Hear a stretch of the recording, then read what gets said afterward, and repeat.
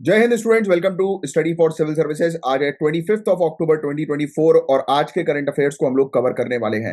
आप में से जो भी स्टूडेंट्स यूपीपीसीएस, यूपीएससी, बीपीएससी या किसी भी स्टेट पीएससी की तैयारी कर रहे हैं तो लेक्चर को एंड तक जरूर देखिएगा और इन दिए गए नंबर पर कांटेक्ट करके आप ज्ञान सर के स्पेशल पेड बैच को ज्वाइन कर सकते हैं। यहां पर यूबीपीसीएस का बैच, राजस्थान एडमिनिस्ट्रेटिव सर्विसेज का और बीपीएससी का, इन तीनों का बैच शुरू हो चुका है। तुरंत जो है वो बैच को ज्वाइन कर लीजिए या नए बैच की डिटेल्स जो है वो ले लीजिए। यहां पर जीरो से लेकर सिलेक्शन तक की प्रॉपर तैयारी करवाई जाती है। ये ज्ञान सर का स्पेशल पेड बैच है। फिर ओनली करंट अफेयर्स के नाम से और स्टडी फॉर सिविल सर्विसेज के नाम से हमारे टेलीग्राम के चैनल है जिनको आप ज्वाइन कर सकते हैं। प्लस इंस्टाग्राम पर स्टडी फॉर सिविल सर्विसेज को भी फॉलो कर लीजिए। यहां पर गवर्नमेंट एग्जामिनेशन से रिलेटेड अपडेट्स हम आपको प्रोवाइड कराते हैं। सो आज कौन से टॉपिक्स हैं जिनके बारे में हम लोग चर्चा करने वाले हैं।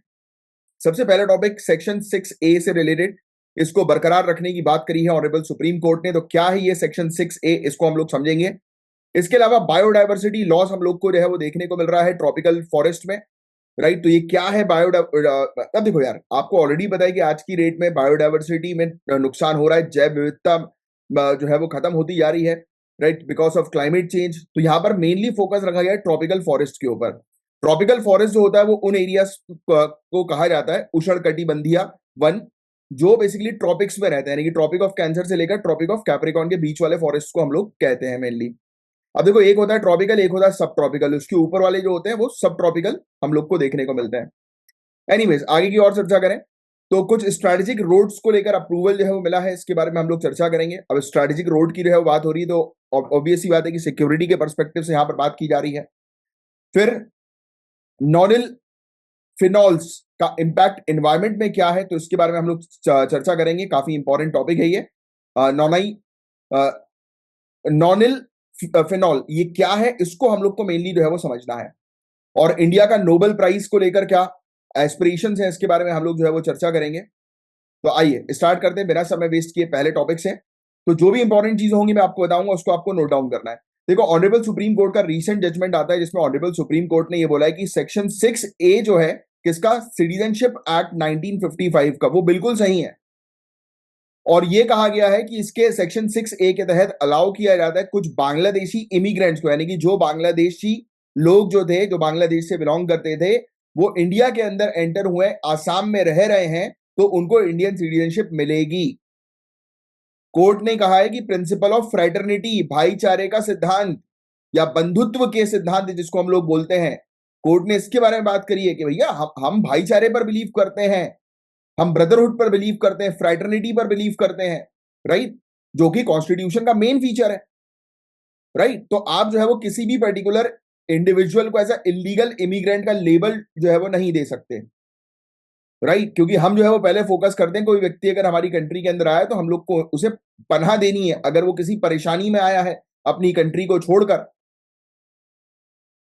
अब ये कब हुआ ऐसा, यानी कि ये केस कब चला, तो एक पिटीशन जो है वो फाइल की गई थी एनजीओ की तरफ से, जिन्होंने आर्ग्यू किया कि सेक्शन 6A जो है वो आसाम के जो लोग हैं उनके अधिकार जो हैं, पॉलिटिकल, लिंग्विस्टिक और कल्चरल राइट्स जो हैं, उसको हनन हो रहा है। अब देखो, कहीं ना कहीं ये बात भी सच है, क्योंकि बाहर से अगर कोई व्यक्ति प्रवेश करता है तो वो सिर्फ अकेला व्यक्ति नहीं आता, वो अपने कल्चर्स भी लेकर आता है। और वो उस जगह पर अगर प्रवेश कर जाए जहां पर ऑलरेडी देसी लोग रह रहे हैं, जैसे फॉर एग्जाम्पल कि आपके घर के बरामदे में अगर कोई व्यक्ति ने आकर अपना वो लगा लिया, यानी कि अपना, आप कह सकते हो कि एक टेंट लगा लिया और वहां पर वो रहना शुरू कर दिया, तो आप क्या उसको रहने दोगे? नहीं ना, कहीं ना कहीं आपको प्रॉब्लम होगी। इवन जैसे पार्किंग की भी बात करें, घर की, आपकी घर की पार्किंग पर कोई दूसरा व्यक्ति आकर गाड़ी पार्क कर देता तो प्रॉब्लम होती है ना, कि भाई this is my place and why you are coming here, why you are parking your vehicle. Come on, yes और नो, बहुत सिंपल सा लॉजिक मैं आपसे पूछ रहा हूं, होती है? सेम वही गेम है बॉस, और कुछ नहीं है। नेक्स्ट, तो ये दोनों तरीके से सही है, बट ऑनरेबल सुप्रीम कोर्ट का कहना यह है और हमें ऑनरेबल सुप्रीम कोर्ट की बात माननी है क्योंकि आप सिविल सर्विसेज की तैयारी कर रहे हो। सो ऑनरेबल सुप्रीम कोर्ट ने जो ये चीज कही है वो बहुत सही चीज कही है कि भाई हम लोग अगर ब्रदरहुड के प्रिंसिपल पर फोकस करते हैं जो कॉन्स्टिट्यूशन के अंदर मेंशन्ड है, तो उसके तहत आप बांग्लादेशी इमिग्रेंट जो है उनको इंडियन सिटीजनशिप ऑफर कर सकते हो। नेक्स्ट, कोर्ट ने जो है वो यही चीज कही है, सेक्शन A जो है वो बिल्कुल सही है। ये किसी भी प्रकार से आर्टिकल 6-7 का उल्लंघन जो है वो नहीं कर रहा है, जिसने सेट किया था जनवरी 26, 1950 जो होगी वो कट ऑफ डेट होगी सिटीजनशिप ग्रांट करने की, कि जो भी लोग जो है 26 जनवरी 1950 के बाद अगर ईस्ट पाकिस्तान या वेस्ट पाकिस्तान जो है वो इंडिया के अंदर आए हैं तो उनको जो है वो सिटीजनशिप देनी है, या उससे उससे पहले, राइट। तो ये वाली चीज हम लोग को देखने को मिलती है। हालांकि कट ऑफ डेट बीच बीच में चेंज भी हुई है, जैसे कि इंडिया बांग्लादेश हम लोग को जो है वो देखने को मिला था, यानी कि ईस्ट पाकिस्तान के साथ जो है वो हमारा वॉर हुआ था इंडिया पाकिस्तान के साथ, तो उसके बाद बांग्लादेश कंट्री जो है वो स्टैब्लिश होती है। तो उसमें हमने कट ऑफ डेट रख दी थी 25 मार्च 1971 की, इससे पहले जो भी व्यक्ति इंडिया के अंदर एंटर आए हुए हैं तो उनको हम जो है वो पनाह देंगे, उसके बाद भी अगर हुए तो भी देंगे, बट सिटीजनशिप का क्राइटेरिया उसके बाद वालों के लिए थोड़ा सा डिफरेंट रहेगा। तो ये चीज हम लोग को देखने को मिलती है। सिटीजनशिप आज आपके लिए एक टास्क दे रहा हूं मैं आपको, पॉलिटी में सिटीजनशिप के टॉपिक को आज कवर कर लो, आज के आज ही पढ़ लो। जिन्होंने ऑलरेडी पॉलिटी पढ़ रखी है जनरल स्टडीज के कोर्स में, तो वो आप उसको रिवाइज कर लो। जिन्होंने नहीं पढ़ी है, और अगर आपके पास कोर्स अवेलेबल है, वीडियोस वगैरह उसके अवेलेबल है आपके पास, तो आज ही जनरल स्टडीज के टॉपिक्स को कवर कर लो, यानी कि सिटीजनशिप के टॉपिक को। और अगर नहीं है तो आप हमारे कोर्स को भी जो है वो ज्वाइन कर सकते हैं। बहुत ही आपको अफोर्डेबल प्राइस में जो है वो काफी अच्छी क्वालिटी का कोर्स जो है वो मिल जाएगा। एनीवे, चलिए आगे की बात करते हैं। पेटिशनर ने जो है वो ये अप्रूव नहीं कर पाए कि भाई सेक्शन 6A जो है वो किस प्रकार से आसाम के लोग जो है उनके कल्चर को प्रोटेक्ट नहीं करने दे रहा है, तो वो प्रूव नहीं कर पाए। तो इसलिए ऑनरेबल सुप्रीम कोर्ट ने बोला कि भाई देखो, ब्रदरहुड के प्रिंसिपल को हम लोग फॉलो करते हैं, तो उसके अकॉर्डिंग हमें चलना है। एनीवेज, कोर्ट ने ये भी नोट किया कि पार्लियामेंट जो है वो लागू करे सेक्शन 6A को, राइट। आर्टिकल 246 और यूनियन लिस्ट की एंट्री 17 है, जिसके तहत सिटीजनशिप जो है वो अलाउ की जा सकती है, राइट। नेचुरलाइजेशन का प्रिंसिपल भी हम लोग को देखने को मिलता है, उसको भी आप फॉलो करें। और एलियंस कंट्री, मतलब एलियन मतलब कंट्री के लिए जो है वो कहा जाता है। ये ऐसा नहीं है कि एलियन मतलब वाला एलियन जो आप स्पेसशिप वाला समझ रहे हो, आई नो कि आप नहीं समझ रहे हो। एलियंस मतलब एलियन कंट्री की जो है वो बात हो रही है, कि बाहर से अगर कोई फॉरेनर व्यक्ति अगर आ रहा है तो उसको हम जो है वो ऑफर करें, अगर वो व्यक्ति का बैकग्राउंड जो है वो बिल्कुल क्लीन है। चलिए आगे की बात करते हैं। ठीक है, और देखो, ये निर्धारित किया गया कि स्पेशल सिटीजनशिप लॉ जो है आसाम के लिए वो किसी प्रकार से आर्टिकल 14 यानी कि राइट टू इक्वलिटी के अधिकार को जो है वो उल्लंघन नहीं कर रहा है। कोर्ट ने रिकॉग्नाइज किया कि बर्डन जो है वो अभी आसाम के ऊपर बहुत ज्यादा है, कि बांग्लादेश से काफी सारे लोग आसाम के अंदर ही एंटर हुए हैं, और ये कहा गया है कि हमारी कंट्री जो है वो अकोमोडेट कर सकती है, रख सकती है इमिग्रेंट्स को, बट हमें सस्टेनेबल डेवलपमेंट पर भी मेनली फोकस करना है। ठीक है, बस यही चीज है और कुछ नहीं है इसमें। मेनली जो इशू जो है वो रेफ्यूजीज लोगों का है, जो बाहर से आए हुए इमिग्रेंट्स का है, उनका इशू था। तो हमने जो है वो देखो कितनी अच्छी बात जो है वो कही कि अगर कोई परेशान व्यक्ति अगर बाहर आता है, जैसे फॉर एग्जांपल आप जब आगे चल के एसडीएम बनेंगे, डिस्ट्रिक्ट कलेक्टर बनेंगे, तो आपके ऑफिस के अंदर जो है वो जब कोई पीड़ित व्यक्ति, परेशान व्यक्ति अगर आएगा, कोई विक्टिम आएगा, तो ऑब्वियसली बात है कि आप उसको सोल्यूशन जो है वो दोगे, right. That will be your official duty. But apart from that, अगर आप अभी आपके घर के बारे में बात करें, आपके घर के बाहर कोई परेशान व्यक्ति, भूखा व्यक्ति अगर आ गया कि भैया मुझे प्लीज यार खाना खिला दो, तो ऑब्वियसली बात है कि आप उसको घर के बाहर आपके आया तो आप उसको खाना तो दे ही सकते हो ना। ठीक है, पैसे नहीं दे रहा, खाना दे दो, तो इतना तो करी करते ही हैं आप लोग, है ना। बस बात वही है कि कोई परेशान व्यक्ति अगर अपनी कंट्री में रहना नहीं चाह रहा है, क्योंकि उसकी कंट्री में जो है वो उसको काफी सारा एक्सप्लॉइटेशन सहना पड़ रहा है, और वो इंडिया से हेल्प मांग रहा है, तो ऑब्वियसली बात है कि हम अपना हाथ बढ़ाते हैं कि आओ भाई। यही तो डिफरेंस है हमारे में और दूसरी कंट्रीज में। दूसरी कंट्रीज हाथ बढ़ाती है, बट वो पहले पैसा लेती है। मैं बात कर रहा हूँ ये मिडिल ईस्ट वाली कंट्री की, राइट। ये बोलती है कि आ जाओ हमारे पास, बट एक ही शर्त पे आना, पैसा लेके आओगे तो सिटीजनशिप देंगे। I am talking about golden visa. I hope कि आपको समझ में आ रहा होगा। एनीवेज, आगे जो है वो चर्चा करते हैं। सेक्शन 6A सिटीजनशिप एक्ट 1955 का जो है वो क्या है। ये सिटीजनशिप अमेंडमेंट एक्ट 1985 में जो है वो शामिल किया गया था, सेक्शन 6A। और ये बेसिकली आसाम अकॉर्ड जो था 1985 का, उसके बाद जो है वो स्टैब्लिश हुआ। ये इंडियन सिटीजनशिप जो है वो इमिग्रेंट्स को देता है जो आसाम के अंदर एंटर होते हैं बांग्लादेश से 1 जनवरी 1966 से पहले। ये कट ऑफ डेट इन्होंने रखी थी। फिर इमिग्रेंट जो आए हैं 1 जनवरी 1966 और 25 मार्च 1971 के बीच में, तो वो भी सिटीजनशिप जो है वो ले सकते हैं, हासिल कर सकते हैं। बट ये कह दिया इस सेक्शन ने कि भाई उन लोगों को सिटीजनशिप नहीं दी जाएगी जो 25 मार्च 1971 के बाद से इंडिया के अंदर एंटर हुए हैं। फिर आसाम अकॉर्ड के बारे में बीच में आपको ऑलरेडी पढ़ा चुका हूं। आई थिंक आपने 10 दिन के अंदर अंदर इस आसाम अकॉर्ड वाले टॉपिक को भी कवर किया है। तो आसाम अकॉर्ड एक ट्राइपार्टाइट एग्रीमेंट हम लोग को देखने को मिलता है, जो कि इलीगल माइग्रेंट्स का जो इशू है बांग्लादेश के अंदर उसको रिजॉल्व करने का काम करता है। और ये एग्रीमेंट जो है वो किस किस के बीच में हुआ है? आसाम मूवमेंट के लीडर्स के बीच में, आसाम गवर्नमेंट और सेंट्रल गवर्नमेंट के बीच में। तो ये पहले भी मैं आपको आसाम अकॉर्ड के बारे में पढ़ा चुका हूं। अब इसमें ये इंश्योर किया जा रहा है कि जो भी इंडिविजुअल एंटर हुए हैं आसाम के अंदर 25 मार्च 1971 से पहले, तो वो सिटीजनशिप सिक्योर कर सकते हैं, राइट? क्योंकि इस समय पर बहुत ज्यादा मात्रा में जो है वो काफी सारे लोग इंडिया के अंदर एंटर हुए थे, स्पेशली आसाम में। अब देखो ये ऑनरेबल सुप्रीम कोर्ट के जजमेंट का क्या हम लोग को देखने को मिलेगा कि आगे चल के क्या चीज होंगी। तो देखो इन्होंने बोला कि सेक्शन 6A जो है वो सही है, इसमें लीगल प्रोटेक्शन दी जाएगी, सिटीजनशिप राइट जो है वो दी जाएगी बांग्लादेशी इमिग्रेंट्स को जो एंटर हुए हैं आसाम में कट ऑफ डेट से पहले, यानी कि 25 मार्च 1971। ये फैक्ट ध्यान में रखेंगे आप। और इन्होंने बोला कि हाँ भाई इंडिया कमिटेड है, कि इंडिया जो है ठीक है भाई, जो भी हिस्टोरिकल कॉन्फ्लिक्ट जो है वो हुए थे और जिस कॉन्फ्लिक्ट में लोग जो है वो बांग्लादेश को छोड़ के इंडिया के अंदर या ईस्ट पाकिस्तान को मैं बोलूं छोड़कर इंडिया के अंदर एंटर हुए थे डर के मारे कि चलो ठीक है यार उनको इंडिया पनाह देगा, तो we respect that. Second, majority opinion जो है उन्होंने डिसमिस कर दिया इस क्लेम्स को कि इमिग्रेंट्स जो है वो कल्चरल और लिंग्विस्टिक राइट जो है वो आसामी पीपल की थ्रेटन कर रहा है। देखिए, बट कहीं ना कहीं पता है असर तो पड़ता है, कहीं ना कहीं देखने को मिलता ही है। फिर इसके अलावा ये इमिग्रेशन के कारण हम लोग को जो है वो देखने को मिल रहा है कि आसाम की डेमोग्राफिक बैलेंस जो है और रिसोर्सेज जो है उस पर असर पड़ेगा। अब मैं डेमोग्राफिक बैलेंस की बात करूं तो वहां पर जो इंडिजीनियस लोग हैं यानी कि आसाम की खुद की ट्राइबल ग्रुप्स जो हैं, तो उनमें जब लोग इमिग्रेंट जो है वो आकर शामिल हुए हैं तो ये बेसिकली मिक्स्ड ग्रुप जो है वो बनता जा रहा है, राइट? तो वहां पे लोकल्स जो है वो डिमांड कर रहे हैं कि भाई आप स्ट्रिक्ट इमिग्रेशन कंट्रोल जो है वो करो, राइट, जिससे कि कल्चर प्रिजर्व हो सके। और दूसरी बात, रिसोर्सेज के ऊपर बर्डन बढ़ता जा रहा है। भाई आसाम के पास एक लिमिटेड इकोनॉमिक रिसोर्स है, अब वहां पर इतने सारे लोग आएंगे और इतने सारे लोगों का ख्याल रखना, तो बर्डन क्रिएट होगा रिसोर्सेज के ऊपर। फिर इमिग्रेशन लॉस के ऊपर प्रेशर पड़ रहा है। ये जजमेंट ने जो है वो ये कह दिया कि भाई इफेक्टिव तरीके से इमिग्रेशन के कानून को जो है वो लागू करो, कि जिससे कि कट ऑफ डेट से पहले जो लोग आए हैं उनको जो है तुरंत सिटीजनशिप जो है वो दो। ठीक है। अब अगर हम रिकॉग्नाइज नहीं करते हैं पोस्ट 1971 के इमिग्रेंट्स को एज अ इंडियन सिटीजन, तो भी एक दिक्कत जो है वो आ सकती है, हमें उनको डिपोर्ट जो है वो करना पड़ेगा, आइडेंटिफाई करना पड़ेगा। इसमें काफी सारे ऐसे लोग होंगे जो इंडिया के अंदर छुपे हुए रहेंगे, राइट, रेफ्यूजीज बनकर। और ये रेफ्यूजीज हमारे लिए सबसे बड़ी प्रॉब्लम है क्योंकि इनका कोई रिकॉर्ड नहीं होता। दूसरी प्रॉब्लम इनके लिए खुद के लिए है, क्योंकि इनको गवर्नमेंट जो है वो फिर गवर्नमेंट स्कीम्स को बेनिफिट नहीं मिल पाएगा, कहीं पे जॉब्स नहीं मिल पाएगी, बहुत परेशानियां इनको फेस जो है वो करनी पड़ेगी। तो these are the issues.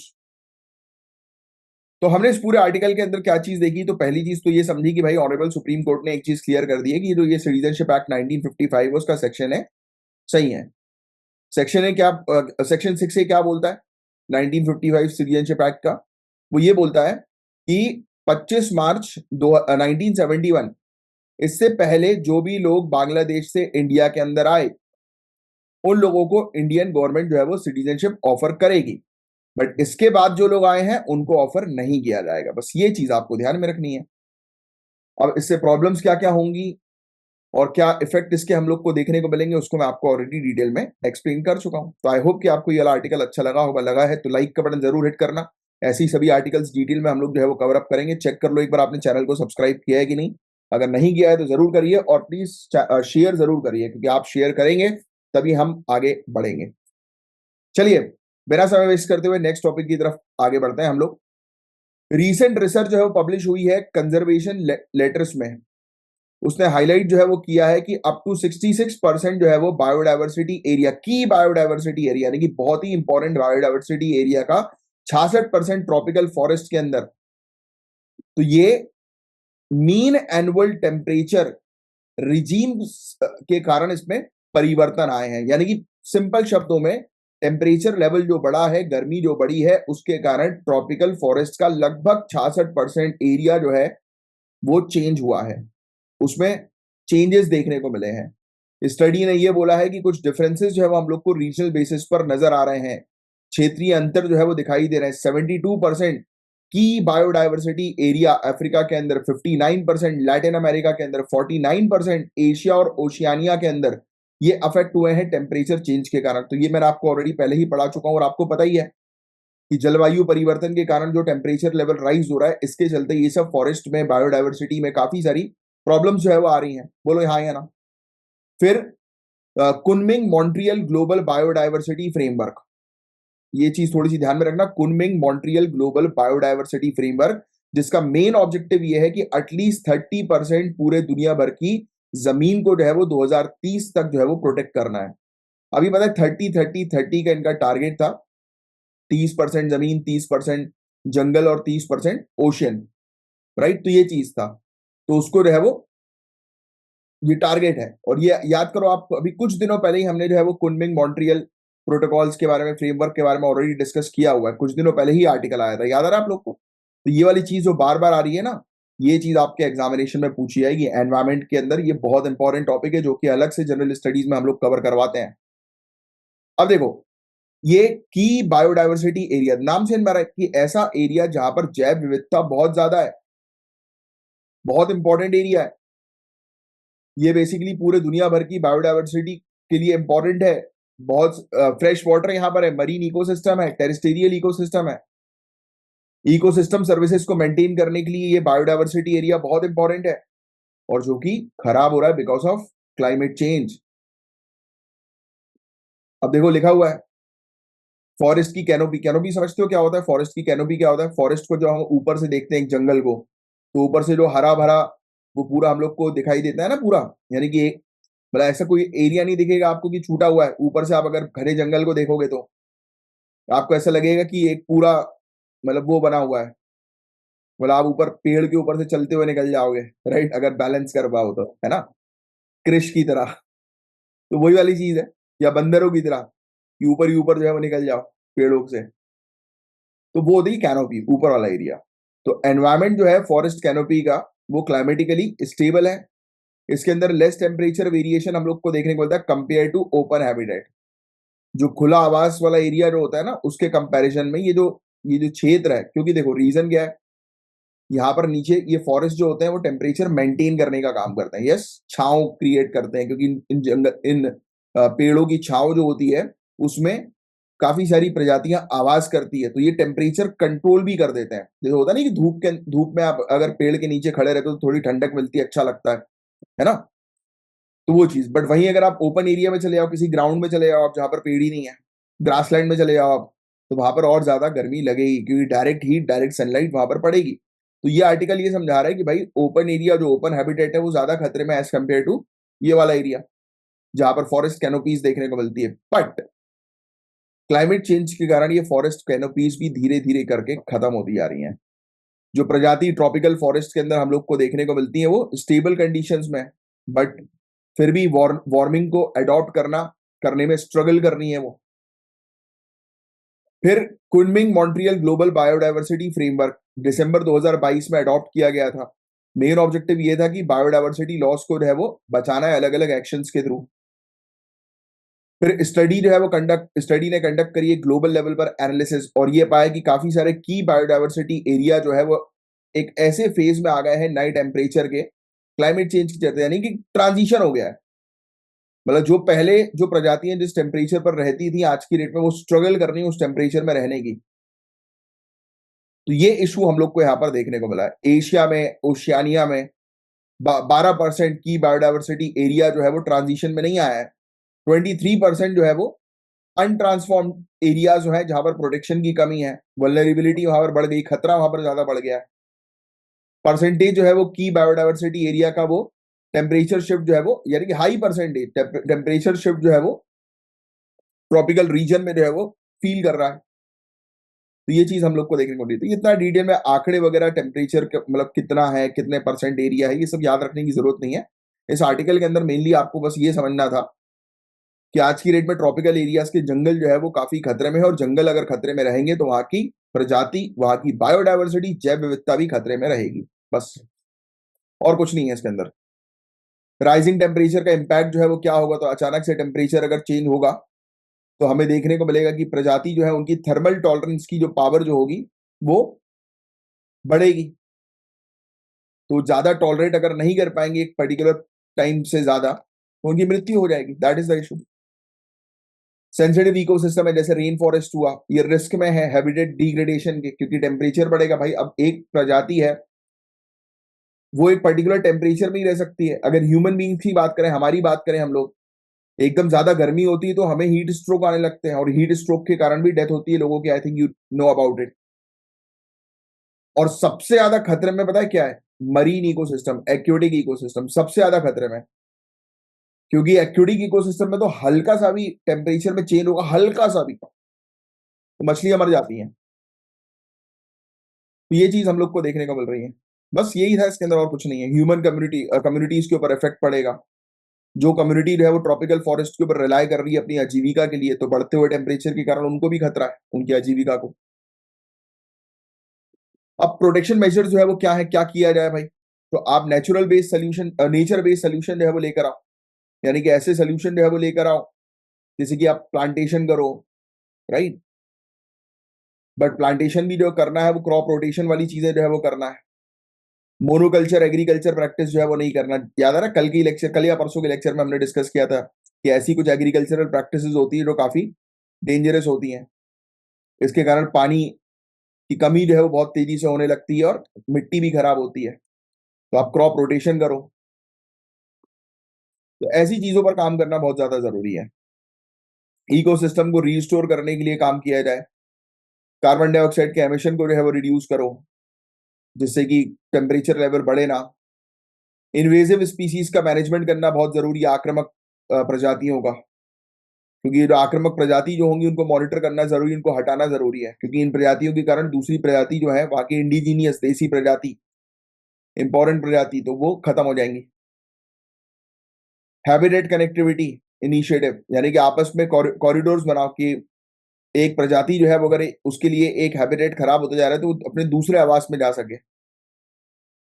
Climate smart policy जो है वो लाई जाए क्लाइमेट चेंज के इफेक्ट को जो है वो कम करने के लिए। तो ये है गाइस पूरा ओवरऑल आर्टिकल। इसमें ज्यादा समझने वाली चीजें नहीं थी, बहुत ही बेसिक चीजें थी, बट इसमें मैं चाहूंगा कि आप लिख लो Kunming Montreal framework. Kunming Kunming Montreal framework. तो आज इससे रिलेटेड आपको जो है वो नोट्स बनाने हैं। और अगर आप हमारी जीएस के बैच में हो तो आपके पास ऑलरेडी एनवायरमेंट के नोट्स अवेलेबल होंगे, तो उसमें से एक बार इसको देख लेना। Next topic. अब देखो, स्ट्रेटेजिक रोड्स की यहां पर बात हो रही है, मतलब कि सिक्योरिटी के पर्सपेक्टिव से रोड्स की यहां पर बात हो रही है। कम ऑन, जहां पर भी हम बात करते हैं स्ट्रेटेजिक की तो वहां पर सिक्योरिटी हमारे दिमाग में आता है। बट यहां पर एक स्टैंडिंग कमेटी सामने आई है, national board for wild life की। इसने 5 ऐसे रोड के स्ट्रेच लद्दाख के अंदर अप्रूव किए हैं, और 4 जो है वो काराकोरम वाइल्ड लाइफ सेंचुरी से होते हुए जो है वो गुजर रहे हैं। काराकोरम वाइल्ड लाइफ सेंचुरी, इसके अंदर दौलत बेग ओल्डी एक बहुत इंपॉर्टेंट रूट हम लोग को देखने को मिलता है, जो कि एक स्ट्रेटेजिक रूट है। इंडिया का नॉर्दर्न मोस्ट मिलिट्री आउटपोस्ट है, जहां पर हाईएस्ट एयर स्ट्रिप भी हमारी कंट्री की हमें देखने को मिलती है। ये फैक्ट भी आप ध्यान में रखेंगे लद्दाख में। तो टॉपिक है क्या, समझ में आया कुछ? टॉपिक टॉपिक ये है कि एक national board for wild life जो है, उन्होंने 5 ऐसे रोड के स्ट्रेचेस जो है वो अप्रूव किए। किस पर्पस के लिए, आइए देखते हैं। अब देखो क्या होता है, जंगल से होकर जब रोड गुजरेगा तो उसके लिए ऑब्वियस ही बात है कि एनवायरमेंट की कमेटी की रिक्वायरमेंट होगी, उनके क्लियरेंस की रिक्वायरमेंट होगी। क्योंकि ऑब्वियस ही बात है कि भाई ministry of environment forest and climate change जो है वो देखभाल कर रही है किस चीज का, वाइल्ड लाइफ के प्रोटेक्शन का। तो वो उनकी ये कमेटी है, उनका ये बोर्ड हम लोग को वाइल्ड लाइफ से रिलेटेड देखने को मिल रहा है, जो जिससे डिस्कस करने के बाद बताया गया कि हाँ चलो ठीक है यार, यहाँ पर आप स्ट्रेटेजिक रोड जो है वो स्टैब्लिश कर सकते हो। क्योंकि हमारे लिए एनवायरमेंट को प्रोटेक्ट करना, या फिर मैं बोलूं वाइल्ड लाइफ को प्रोटेक्ट करना, और उनके प्रोटेक्शन के साथ साथ हमारी कंट्री की सिक्योरिटी को भी ध्यान में रखना भी तो जरूरी है ना। तो ये स्ट्रेटेजिक रोड्स थे, तो उसके लिए ऑब्वियस ही बात है कि अप्रूवल तो एनवायरमेंट का ही लगना है। तो इन्होंने जो अपना क्लियरेंस दिया, इनमें बोला कि कुछ कुछ रोड के सेगमेंट है, जैसे कि एक रोड है जो चुशुल लुकुंग से लेकर ताकुंग पोस्ट तक हम लोग को देखने को मिलता है, जो कि दुर्बुक श्योक से लेकर दौलत बेग ओल्डी का हम लोग को देखने को मिलता है। और ये अपग्रेड किया गया है लेह चलुंका रोड में। तो अप्रूवल जो है ये basically wildlife passage major जो है उसको इम्प्लीमेंट करते हुए जो है वो किया गया है, जिसमें कि हम काराकोरम सेंचुरी में मौजूद जो प्रजाति हैं उनको भी प्रोटेक्ट कर लें और स्ट्रेटेजिक पॉइंट ऑफ व्यू से भी डेवलपमेंट कर लें। सो मिनिस्ट्री ऑफ डिफेंस जो है उनको इस क्लियरेंस से बेनिफिट जो है वो मिलेगा। यहाँ पर लाइन ऑफ एक्चुअल कंट्रोल के पास जो है वो ये डेवलपमेंट जो है वो कर सकेंगे, क्योंकि ऑब्वियस ही बात है गलवान वैली पर जो इंडिया और चाइना का स्टैंड ऑफ हुआ था 2020 में, तो उसके बाद यहाँ पर इंफ्रास्ट्रक्चर डेवलप करना बहुत ज्यादा जरूरी था। तो अब फाइनली यहाँ पर अप्रूवल जो है वो मिल गया है। तो ये नए रूट जो है वो काफी इंपॉर्टेंट है हमारे सोल्जर जो है, ट्रूप्स है, उनके मूवमेंट के लिए, हमारे डिफेंस के प्रोडक्ट जो है उनको उस लोकेशन तक पहुंचाने के लिए, राइट, 2020 के क्लैश के बाद। फिर ये दरबुक श्योक दौलत बेग ओल्डी रूट जो है, जो कि 255 किलोमीटर का हम लोग को देखने को मिलता है, लाइन ऑफ एक्चुअल कंट्रोल की जस्ट बगल से होकर गुजरता है। ठीक है, यहाँ पर चाइनीज की जो टेरिटरी है, कब्जा किया हुआ चाइनीज ने जिस टेरिटरी के ऊपर, वहीं से डायरेक्ट दिखाई देती है वो वाला एरिया। दौलत बेग ओल्डी की लोकेशन जो है वो काफी स्ट्रेटेजिक हम लोग को देखने को मिलती है, और ये बेस जो है वो क्रिएट करती है रैपिड ट्रूप्स के लिए और रिसोर्स मोबिलाइजेशन के लिए। इसका सिंपल शब्दों में मतलब कि एक अच्छा बेस है कि जहां पर तुरंत हम लोग को पहुंचाना पड़ता है हमारे सैनिकों को। ठीक है, 100 किलोमीटर के एरिया पर है वहां से जहां पर चाइना का कंट्रोल है दौलत बेग ओल्डी। अब यहाँ पर जो इंफ्रास्ट्रक्चर क्रिएट किया जाएगा वो कि जो कि 7.75 किलोमीटर का एक लिंक रोड बनाया जाएगा दरबुक श्योक दौलत बेग ओल्डी के बीच में, और ये कनेक्ट करेगा सासिर ब्रंगसा गपशन को, और ये 17,000 फीट की ऊंचाई पर बनाया जा रहा है। 5.8 किलोमीटर का रोड जो है वो अपग्रेड किया जाएगा चुशुल लुकुंग में, और इसको ताकुंग पोस्ट के साथ जो है वो कनेक्ट कर दिया जाएगा, जो कि India China border road third initiative का पार्ट है। और ये चैंगथेंग कोल्ड डेजर्ट सेंचुरी को भी जो है वो क्रॉस करेगा। लेह चालुंग रोड ये रिप्रेजेंट करता है एक लौता ऐसा मोटराइज रूट लद्दाख रेंज पर, जो कि इंडस वैली को श्योक वैली के साथ जो है वो कनेक्ट करता है। तो ये चाहो तो ये चीज थोड़ी सी प्रीलिम्स के पर्सपेक्टिव से ध्यान रख सकते हो।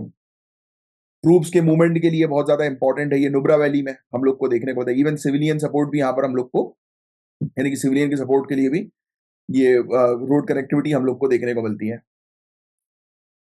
अब मेन ऑब्जेक्टिव ये है कि भाई देखो यहाँ पर ये काराकोरम जो सेंचुरी है, वाइल्ड लाइफ सेंचुरी, तो ऑब्वियस ही बात है कि यहाँ पर मौजूद प्रजातियों को भी प्रोटेक्ट करना है, राइट। यहाँ पर बहुत सारी प्रजातियां जैसे स्नो लेपर्ड्स यहाँ पर देखने को मिलते हैं, तिब्बतन एंटीलोप यहाँ पर देखने को मिलते हैं, उनको भी प्रोटेक्ट करना है, बट साथ ही साथ हमें अपनी इसको भी देखना है, सिक्योरिटी के परस्पेक्टिव से भी चीजों को देखना है। तो ये अच्छा क्लियरेंस हो गया है, जिससे मिनिस्ट्री ऑफ डिफेंस को काफी फायदा जो है वो मिलेगा। यही चीज यहाँ पर अब बताने की कोशिश की जा रही है, बाकी और कुछ नहीं है इसके अंदर। अब देखो नॉनाइल फेनॉल, नॉनाइल फेनॉल क्या है, आइए इसको सबसे पहले हम लोग समझेंगे। तो सबसे पहली चीज तो ये जानो, नॉनाइल फेनॉल या फिर नॉनिल फेनॉल इथो ऑक्सीलेट्स, ये बेसिकली एक सर्फेकेंट्स होते हैं जो कि कंट्रीब्यूट करते हैं एनवायरमेंटल पोल्यूशन में। सिंपल शब्दों में बोलूं तो अब ये दो चीजें और ऐसी आ गई हैं जिसके कारण से क्या हो रहा है, एनवायरमेंट पोल्यूट हो रहा है। पर्टिकुलरली हम लोग को देखने को मिल रहा है कि यमुना नदी के अंदर आपने कुछ इमेजेस देखी होगी कि झाग झाग आ गए हैं यमुना नदी में काफी सारे, वो इसी के कारण आते हैं, इसी गंदगी के कारण आते हैं, राइट। जब भी यमुना नदी के अंदर पोल्यूटेंट लेवल काफी हाई हो जाता है तो उस समय इस प्रकार के जो व्हाइट कलर के झाग दिखते हैं ना, फोम टाइप के, तो उसके पीछे जो केमिकल फॉर्मुलेशन है, जो पोल्यूटेंट है, उसको हम लोग बोलते हैं नॉनाइल फिनॉल या फिर नॉनाइल फिनॉल इथो ऑक्सी ऑक्साइलेट। तो ये फैक्ट आपको बहुत इंपॉर्टेंट है जो आपको ध्यान में रखना है। तो हुआ कुछ यूं है कि एक मतलब रिपोर्ट आती है जिसका टाइटल है nonyl phenol an endocrine disrupting chemical. ये रिपोर्ट जो है वो जारी करी है टॉक्सिक्स लिंक के द्वारा, जो कि एक एनवायरमेंटल रिसर्च ऑर्गेनाइजेशन है, और इन्होंने यूनाइटेड स्टेट्स की non profit environmental defence fund के साथ पार्टनरशिप करके ये रिपोर्ट जारी करी है। ये रिपोर्ट बता रही है कि आज की डेट में नॉनाइल फिनॉल इथो ऑक्सीलेट जो है वो इंडिया के अंदर इसका बहुत ज्यादा उपयोग किया जा रहा है, जिसके चलते एनवायरमेंट बहुत बुरी तरह से खराब हो रहा है और हेल्थ के ऊपर भी बहुत रिस्क है। ये एनपी और एनपीईज जो है, ये पोल्यूटेंट जो हम लोग को देखने को मिलते हैं, ये काफी सारी इंडस्ट्री से रिलीज होते हैं, और फिर जब ये यमुना नदी में जाकर मिलते हैं तो यमुना नदी को बहुत बुरी तरह से पोल्यूट करते हैं। तो इस पर्टिकुलर आर्टिकल में अभी तक आपको एक चीज तो क्लियर हो गई कि नॉनिल फिनॉल अगर एग्जाम में आ जाए कि क्या है ये, तो आपको तुरंत क्लिक होना चाहिए कि ये ऐसा पोल्यूटेंट है जो कि यमुना नदी में जब जाता है तब हम लोग को यमुना नदी में झाग झाग देखने को जो है वो मिलते हैं। और ये किससे रिलीज होता है, ये इंडस्ट्री से रिलीज होता है। इसको जो है वो एंडोक्राइन डिसरप्टिंग केमिकल जो है वो कहा गया है, ये बहुत ज्यादा खतरनाक है समुद्री जीवन के लिए और इवन ह्यूमन हेल्थ के लिए भी काफी ज्यादा खतरनाक है, जो कि रिप्रोडक्टिव और डेवलपमेंट प्रोसेस को जो है वो इम्पैक्ट करेगा। और एनपीईज जो है इनको बैन किया गया काफी सारी कंट्रीज के अंदर और इनका उपयोग डिटर्जेंट्स में किया जाता है, बट आज भी इंडिया की अगर हम बात करें तो इंडिया के अंदर कोई ऐसे रेगुलेशन नहीं है एनपीईज को बैन करने के लिए।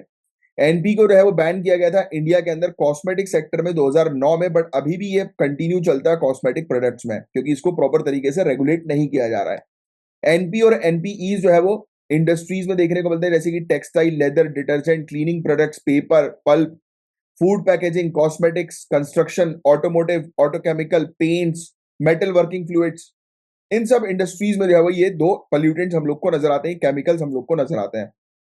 रिपोर्ट ये बता रही है कि इंडिया एक्सपोर्ट करती है ऐसे काफी सारे प्रोडक्ट्स को जिसमें ये केमिकल्स होते हैं, वियतनाम, चाइना, यूरोपियन यूनियन जैसी कंट्रीज में, राइट। बट एक्सपोर्ट वॉल्यूम जो है वो धीरे धीरे करके कम हो गया, क्योंकि सभी कंट्रीज के अंदर आज की डेट में जो है वो अवेयरनेस बढ़ती जा रही है कि इन सब केमिकल्स का जो है वो यूज नहीं करना, ये एनवायरमेंट के लिए काफी खतरनाक है, काफी टॉक्सिक है। समुद्र के नीचे का जीवन या पानी के नीचे का जीवन पूरी तरह से खराब हो सकता है। ये एक्यूट और क्रॉनिक पॉइजनिंग क्रिएट कर सकता है, यानी कि लंबे समय तक भी इसकी पॉइजनिंग रह सकती है एक बार अगर पानी खराब हुआ तो। ये केमिकल जो है वो एंडोक्राइन डिसरप्टर का काम करता है, मतलब कि ये बेसिकली हमारे ह्यूमंस के अंदर हार्मोनल इम्बैलेंस कर देगा। ह्यूमन के अंदर रिप्रोडक्टिव डिसऑर्डर हो सकते हैं या फिर कैंसर के केसेस बढ़ सकते हैं। प्लांट्स, एनिमल्स, सबको जो है वो अफेक्ट करेगा बुरी बुरी तरह से। तो रिपोर्ट यही बोल रही है कि भाई आप एनपी और एनपीई को पूरी तरह से जो है वो बैन करो और इसका ऑल्टरनेटिव जो है वो इंडिया के अंदर यूज करो जो कि एनवायरमेंट फ्रेंडली हो, बस दैट्स इट। तो इस टॉपिक से रिलेटेड सिर्फ यही चीज पूछी जाएगी जो आपको थोड़ा सा ध्यान में रखना है। नॉनल फिनॉल क्या है, तो आपको क्लियर हो गया कि ये एक ऐसा पल्यूटेंट है, एक ऐसा केमिकल है जो कि एनवायरमेंट को पूरी तरह से डैमेज करने में केपेबल है। और यमुना नदी में जो हम लोग को झाग के केसेस देखने को मिलते हैं वो इसी केमिकल के कारण जो है वो बनते हैं। क्लियर। नेक्स्ट गाइस, 94 ईयर्स हो गए हैं जब इंडिया ने नोबेल प्राइज जो है वो साइंस की फील्ड, फिजिक्स, केमिस्ट्री या मेडिसिन में जीता हो। लास्ट ये अवार्ड गया था सीवी रमन साहब को 1930 में, और किस पर्पस के लिए? लाइट की स्कैटरिंग के लिए। तो क्यों अवार्ड नहीं जीता, या फिर किसी इंडियन ने अवार्ड नहीं जीता? क्या जीता है बॉस? जीता है इंडियन या इंडियन ओरिजिन साइंटिस्ट ने जो है ये अवार्ड जीते हैं। But the point is that कि उन्होंने कोलैबोरेट किया है दूसरे नॉन इंडियन सिटीजन के साथ, जिस समय इनको ये अवार्ड मिला था। और सीवी रमन साहब का अचीवमेंट तो आउटस्टैंडिंग है ही, आप जानते ही हैं लाइट स्कैटरिंग को लेकर, तो ये फैक्ट तो आपको ध्यान में रखना ही है। तो क्यों हम लोग जो है वो अच्छा परफॉर्म नहीं कर पा रहे हैं नोबेल प्राइज में? तो इंडियन गवर्नमेंट को क्रिटिसाइज किया जाता है कि इंडियन गवर्नमेंट साइंटिफिक रिसर्च के लिए पर्याप्त फंडिंग नहीं देती है। तो पहला पॉइंट, हमारे पास प्रॉपर फंडिंग नहीं होती है। मात्र ये फैक्ट याद रखो तो मजा आ जाएगा, 0.6 से लेकर मात्र 0.8% पिछले 10 सालों में फंडिंग देखने को मिली है साइंटिफिक रिसर्च के लिए इंडिया में, जो कि बहुत ही पुअर है। फिर इसके अलावा ब्यूरोक्रेटिक हर्डल्स भी होता है, पेपरबाजी हो गई रिसर्च इंस्टीट्यूशंस में, जो प्रोग्रेस को स्लो कर देता है, इनोवेशन को और पीछे कर देता है, रोकता है। ठीक है। फिर इसके अलावा इंडिया जो है उसके पास बहुत ही कम रिसर्चर्स हम लोग को जो है वो देखने को मिलता है as compare to global average. Proper research ecosystem ना होने के कारण इंडिया के अंदर जो साइंटिस्ट वगैरह जो होते हैं तो उनको ज्यादा अच्छा रिकॉग्नाइजेशन नहीं मिल पाता। लीडरशिप रिसर्च इंस्टीट्यूशन के अंदर कई बार प्रायोरिटाइज करती है पर्सनल करियर एडवांसमेंट को ओवर रिसर्च, कि पर्सनली सामने वाले का करियर जो है वो डेवलप हो rather than research. Quality quantity पर फोकस करते हैं, क्वालिटी पर नहीं। फॉरेन टेक्नोलॉजी के ऊपर ज्यादा डिपेंडेंसी रहती है। प्राइवेट सेक्टर की सक्सेस पर ज्यादा रिलाय करते हैं। ठीक है। रिटर्निंग साइंटिस्ट जो है वो अब्रॉड में जो ट्रेन होते हैं तो उनको मतलब साइकिल ऑफ अनप्रोडक्टिविटी में जो है वो ट्रैप हो जाते हैं, राइट, अनप्रोडक्टिव रिसर्च में, क्योंकि इंस्टीट्यूशन का एनवायरमेंट जो है वो फेवरेबल नहीं होता। कई बार फिर वो साइंटिस्ट जो है वो बाहर ही चले जाते हैं, अब्रॉड में जाकर रिसर्च करते हैं। काफी सारे इंडियन साइंटिस्ट जैसे कि जगदीश चंद्र बोस, के एस कृष्णन, ईसीजी सुदर्शन, इन्होंने कंट्रीब्यूशन किए, बट इनको नॉमिनेट जो है वो नहीं किया गया, इनके नॉमिनेशन को नजरअंदाज कर दिया गया। नोबेल प्राइज जो है वो रिकॉग्नाइज किया जाता है ज्यादातर यूनाइटेड स्टेट्स, यूरोप के साइंटिस्ट को ज्यादा रिकॉग्नाइज करता है। ठीक है। हाई रिसर्च कैपेबिलिटीज होने के बावजूद कंट्रीज जैसे कि चाइना, इजराइल, इनको भी जो है वो बहुत ही कम नोबल रिकॉग्नाइजेशन साइंस की फील्ड में मिले हैं। तो रिकमेंडेशन क्या है? तो हमारे पास प्रोग्राम है जैसे कि Anusandhan national research foundation, TIDE 2.0। TIDE मतलब technology incubation and development of entrepreneurs. इसका मेन ऑब्जेक्टिव ये है कि इंडिया के अंदर रिसर्च और इनोवेशन को बढ़ावा देना। पब्लिक फंडिंग एटलीस्ट 1.5% होनी चाहिए जीडीपी की। मुझे कमेंट बॉक्स पे लिखकर बताओ कि आज की डेट में कितने परसेंट जीडीपी का हम लोग जो है वो साइंटिफिक रिसर्च के लिए इन्वेस्ट कर रहे हैं या फंडिंग कर रहे हैं। फिर इसके अलावा हमें फंडिंग जो है वो high risk high reward research initiative इनमें जो है वो लानी चाहिए। ठीक है। एक्सपर्टीज का पैनल जो है वो लाया जाए, रिसर्च पूल को एक्सटेंड करो, स्टेम एजुकेशन में इन्वेस्टमेंट करो। अभी 1-2 दिन पहले भी मैंने फिर से आपको स्टेम के बारे में बताया था, तो मुझे कमेंट बॉक्स पे स्टेम का फुल फॉर्म भी लिखकर बताओ। रिसर्च इंस्टीट्यूशन में सुधार लेकर आओ, राइट। पब्लिक प्राइवेट पार्टनरशिप में अच्छा कोलैबोरेशन करो, जिससे कि इनोवेशंस पर हम लोग ज्यादा फोकस करें। इस्टेब्लिश करो नेशनल अवार्ड साइंटिफिक कंट्रीब्यूशन के लिए, जिससे कि और प्रमोशन मिले साइंटिस्ट रिसर्चर्स को इनोवेशन करने का। इंडियन साइंटिस्ट को एनकरेज करो कि वो इंटरनेशनल रिसर्च कम्युनिटीज के साथ एंगेज हो, जिससे कि इंडियन साइंस की पूरे दुनिया भर में प्रोफाइल जो है वो ऊपर बढ़े, आगे बढ़े। तो बस यही था एक टॉपिक जिसमें हमें समझ में आया कि क्या वजह है जिसके चलते इंडियन साइंटिस्ट को कम रिकॉग्नाइजेशन मिलता है नोबेल प्राइज में। तो फंडिंग की मेन वजह हम लोग को देखने को मिलती है, रिकॉग्नाइजेशन की मेन वजह हम लोग को देखने को मिलती है, ब्यूरोक्रेटिक हर्डल्स कुछ वजह है। वर्ल्ड टेलीकम्युनिकेशन स्टैंडर्डाइजेशन असेंबली और इंडियन टेलीकॉम सेक्टर से रिलेटेड एक टॉपिक है। तो ये बताया जा रहा है कि वर्ल्ड टेलीकम्युनिकेशन जो ये हम लोग को देखने को मिल रहा है कि स्टैंडर्डाइजेशन असेंबली जो है 2024 की, इसको ऑर्गेनाइज किया है आईटीयू के द्वारा, इंटरनेशनल टेलीकम्युनिकेशन यूनियन के द्वारा। हर 4 साल में ये ऑर्गेनाइज करती है। इंडिया जो है वो सेकंड लार्जेस्ट टेलीकम्युनिकेशन मार्केट है पूरे दुनिया भर में, तो ये फैक्ट ध्यान में रखिएगा। लार्जेस्ट टेलीकम्युनिकेशन मार्केट कौन सा है, कोई बता सकता है? नीचे कमेंट बॉक्स पे लिखकर बताओ कि लार्जेस्ट टेलीकम्युनिकेशन मार्केट कौन सा है। टेलीकॉम सेक्टर जो है वो 6.5% जो है वो इंडिया की जीडीपी का कंट्रीब्यूट करता है, ये फैक्ट भी आप ध्यान में रखेंगे। और एक्सपेक्टेड जो ये एनुअल ग्रोथ रेट जो हम लोग को देखने को मिलती है वो 9.4% की 2020 से 2025 के बीच में बताई जा रही है। सोचो आप कि हर साल 10% की जो ग्रोथ है वो टेलीकम्युनिकेशन सेक्टर जो है वो कर रहा है। NOTTO initiative very important, national organ and tissue transplant organisation initiative, very very important. NOTTO जो है वो ये एक सेंट्रलाइज डेटाबेस जो है वो पेशेंट्स का तैयार कर रहा है जिनको ऑर्गन्स की आवश्यकता है, जो वेटिंग लिस्ट में या टिश्यू ट्रांसप्लांटेशन की आवश्यकता है। आई बैंक जो है वो कलेक्ट करेगा एटलीस्ट 500 कॉर्नियास को 5 सालों में, और अपने सर्टिफिकेशन को मेंटेन करने के लिए। और ये transplantation of human organ and tissue act 1994 के तहत हम लोग को देखने को मिल रहा है। ठीक है। ये opt out model for cornea donation पर काम करेंगे। तो ये हॉस्पिटल जो में जो कोई व्यक्ति की डेथ होती है, तो वहीं पर ही जो है वो इंडिविजुअल से जो है वो कहा जाएगा कि उनका कॉर्निया लेना है कि नहीं लेना है। फिर नोटो से रिलेटेड एक मेंस का क्वेश्चन है, ट्राई करिएगा 120 वर्ड में इस क्वेश्चन का आंसर लिखने की। और अब चलिए हम मिलेंगे आप नेक्स्ट लेक्चर में, तब तक लिए bye bye, take care, have a great day, जय हिंद। और आप प्लीज लाइक का बटन जरूर हिट करिएगा, शेयर जरूर करिए और रेगुलर बने रहिए।